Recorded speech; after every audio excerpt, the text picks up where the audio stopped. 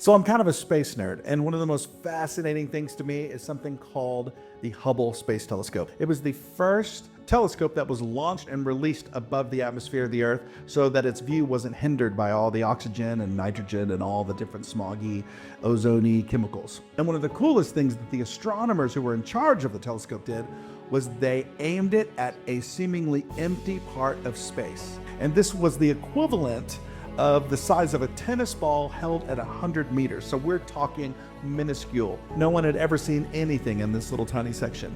For 10 days, they had the telescope just stare at this section of space. And after 10 days, guess what they found? Not emptiness, not blackness, but this. Now, these aren't just stars.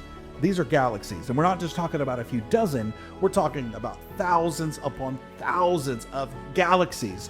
And as we all know, within galaxies, there are billions and billions of stars. Now just think about this. In this one little section of space, where beforehand everybody thought was completely empty, even the experts, contained billions and billions and billions and billions and billions of stars. Now, not only is this so cool, but I think there's a lesson here. There might be places in your life that seem empty and dark. Even in those dark places, there is light. There is not one section of your life that God doesn't see and that God won't give all the grace of heaven to help you in. So in those places of darkness that you feel hopeless, God's light is shining through. Sometimes you just kind of have to wait and look. And I promise you, you'll see him.